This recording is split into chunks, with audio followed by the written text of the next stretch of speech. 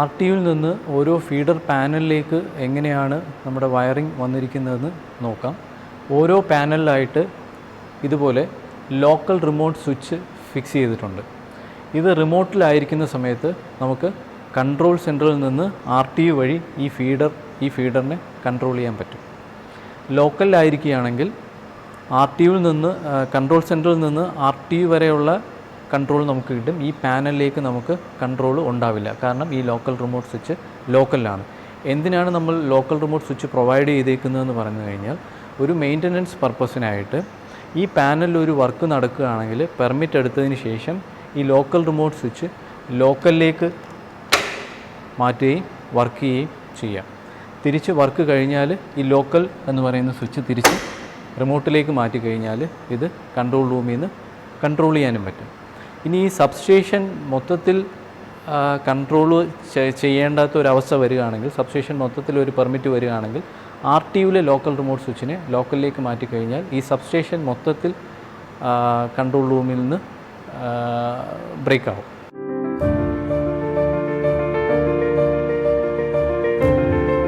ഇനി ഒരു പാനലിനകത്തേക്ക് നമ്മൾ പരിശോധിക്കുകയാണെങ്കിൽ ഇതിനകത്ത് ഇത്രയും റിലേസ് ഉണ്ട്. ഈ റിലേസാണ് ഇതിനകത്തുള്ള കമ്പോണൻസിൻ്റെ സ്റ്റാറ്റസ് ആർ ടി യുവിലേക്ക് കൊടുക്കുന്നത്.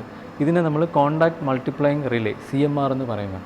ഇതിൽ ഫസ്റ്റ് റിലേ കാണുന്നത് ബ്രേക്കർ ഓപ്പൺ പൊസിഷൻ, സെക്കൻഡ് കാണുന്നത് ബ്രേക്കർ ക്ലോസ്, പിന്നെ spring charge, trip circuit healthy, അങ്ങനെ ഇത്രയും റിലേസ് നമ്മൾ കൊടുത്തിട്ടുണ്ട്. എത്ര റിലേ കൊടുത്തിട്ടുണ്ടോ അത്രയും സ്റ്റാറ്റസ് നമുക്ക് ആർ ടി യുവിലേക്ക് വയർ ചെയ്തിട്ടുണ്ട്.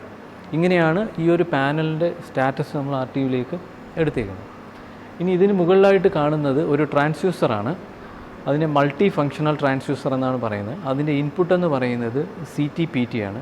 ഔട്ടെന്ന് പറയുന്നത് നമുക്ക് 16 പാരാമീറ്റേഴ്സ് കിട്ടും.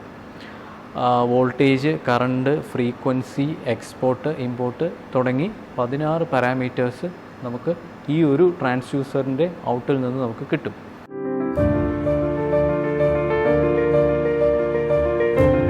ഈ ആർ ടി യുവിൻ്റെ കമ്മ്യൂണിക്കേഷൻ എങ്ങനെയാണെന്ന് പറഞ്ഞു കഴിഞ്ഞാൽ ഇതൊരു മോഡ് ബസ് കമ്മ്യൂണിക്കേഷനാണ്. ഇതിനകത്ത് ഒരു RS-485 പോർട്ടുണ്ട്. ഈ പോർട്ട് നേരെ നമ്മൾ എത്ര പാനലുണ്ടോ അത്രയും പാനലിലേക്ക് ഡെയ്സി ചെയിനായിട്ട് കണക്ട് ചെയ്ത് അതിൻ്റെ ഔട്ടാണ് നമ്മൾ നേരെ ആർ ടി യുവിലേക്ക് കൊണ്ടുപോകുന്നത്. ഡെയ്സി ചെയിനായിട്ട് കണക്ട് ചെയ്യുമ്പോൾ ഇവിടുത്തെ ഒരു ലിമിറ്റേഷൻ, നമ്മൾ 5 MFT ആണ് ഡെയ്സി ചെയിനായിട്ട് കണക്ട് ചെയ്ത് അതിൻ്റെ ഔട്ടാണ് ആർ ടി യുവിൻ്റെ RS-485 പോർട്ടിലേക്ക് കൊണ്ടുപോയിട്ടുള്ളത്. 5 MFT എടുത്ത് അതൊരു ലിമിറ്റേഷനായിട്ട് കാണേണ്ട കാര്യമില്ല. നമ്മൾ 5-ൽ ലിമിറ്റ് ചെയ്തു എന്നുള്ളത് മാത്രമേ ഉള്ളൂ. 5-ൽ ലിമിറ്റ് ചെയ്തുകൊണ്ട് നേരെ ആർ ടി യുവിലേക്ക് എടുത്തേക്കാണ്. ഇത്രയാണ് ഇവിടുത്തെ സ്റ്റാറ്റസ്. അതുപോലെ തന്നെ earth over current, earth fault ഇതെല്ലാം നമ്മൾ ഈ റിലേയിൽ നിന്ന് ഡയറക്റ്റായിട്ട് ആർ ടി യുവിലേക്ക് വയർ ചെയ്തിട്ടുണ്ട്. അപ്പോൾ ഈ പാനലിൻ്റെ ഇതൊരു 11 kV പാനലാണ്. ഈ 11 kV പാനലിൻ്റെ എല്ലാ സ്റ്റാറ്റസും നമ്മൾ ഇങ്ങനെയാണ് ആർ ടി യുവിലേക്ക് എടുത്തേക്കുന്നത്.